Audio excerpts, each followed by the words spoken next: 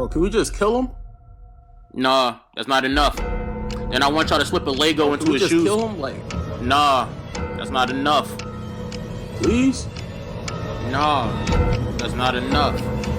Please? Nah, that's not enough.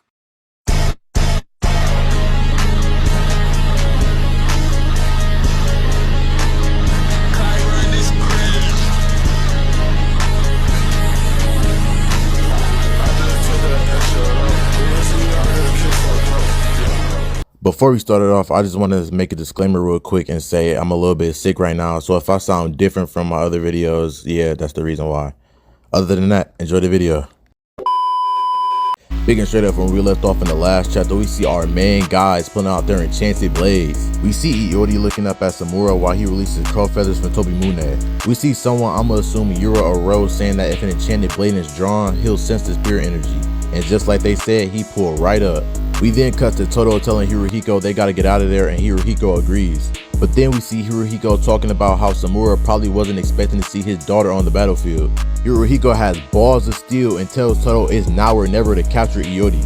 Hirohiko then uses an ability called Banquet, but before he can do anything else, we got Todo in the back cosplaying as Immortal Bumass. Oh, damn, man. What the fuck, man?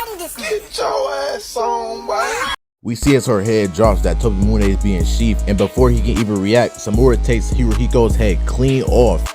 This man Samura got Hall of Fame quick draw. As Iori watches from the distance, we see Chihiro pointing out that when Samura draws Tobimune, he uses the feathers to sense his surroundings. So if you get caught in it, just wrap it up, it's over, man. Chihiro also knows that he can swap places with any of the crow feathers, kinda like Sasuke's Rinnegan or Todo's Boogie Woogie. So yeah, he's like that. Chihiro then activates Kuro Shred. We see Samura is confused on what's happening before asking Masumi did they break the seal on Iori's memories. To which Ro replied, they didn't, and she did that all on her own. Samura wasn't trying to hear that and wanted them to redo it, before we see Iori asking him if he got anything to say to her after pulling the Toji. Before she could even get her thoughts out, we then see Hirohiko's head talking, mocking her, saying, "Father." Just then, it looks like Samura's sword is melting.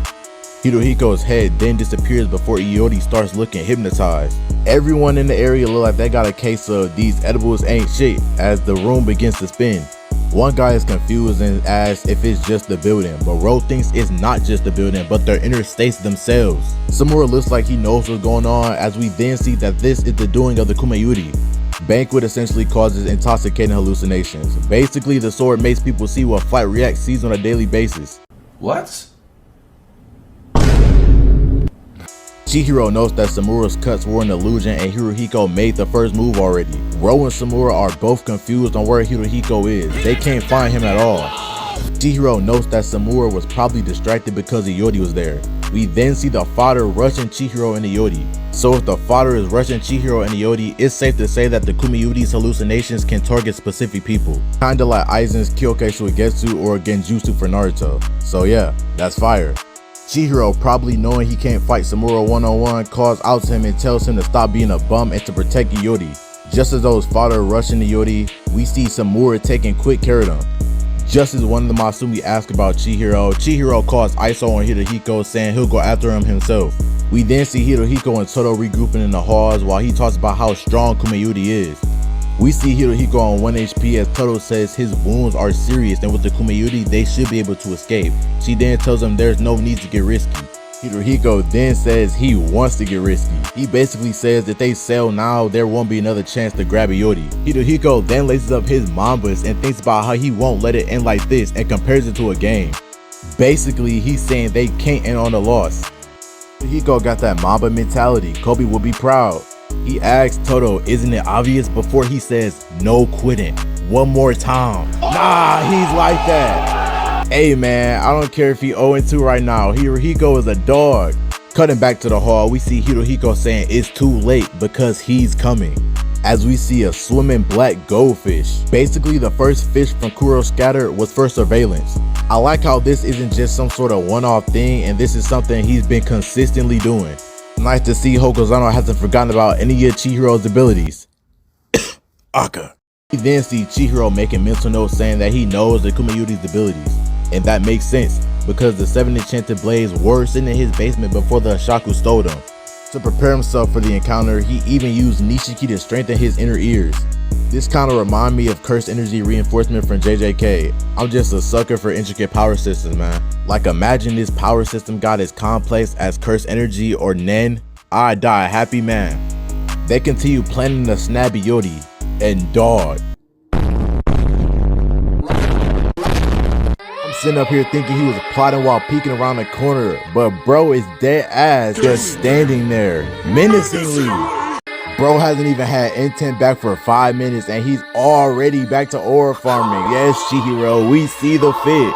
But wasting no time, Chihiro and Hirohiko rush at each other. Hirohiko tells Chihiro he better try to kill him this time, while Chihiro tells him he's got no issues in killing him now. We then cut to Tokyo to see Yura, and Buddy with the fedora is talking. Yura says that Samura is the Hashaku's greatest weapon and to use him wisely before sacrificing him for the best possible outcome. He says that one key to seal his fate is getting to his daughter, and depending on how the fight in Kyoto is going, they'll fire 2 arrows. You see him pointing because they're both above the Kamunabi headquarters, as he says the Shinichi is right below them. We got Buddy with the fedora like some quite the obstacle. Just as Samura's sorcery leaves the sky, they begin to make their moves on the Kamunabi headquarters, and that's where the chapter ends. These past couple of chapters really made me a Hirohiko fan. Even though he's on a losing streak, let's hope next chapter he shows us something great. As for the Kamunabi, I'm hoping since Yura and Buddy with the fedora pulled up on them, we get to see Hiyuki return and maybe Hikuri. Maybe we'll finally see Azami again so Brazil bro can stop pushing that Azami traitor agenda. Maybe he's the traitor, maybe he's not. You never know. All I know is if Yura and Buddy with the fedora walk out with the Shinichi, then the Kamunabi are a bunch of frauds. We'll see what happens next chapter though. Until then, love y'all boys. God bless. Stay smooth, y'all.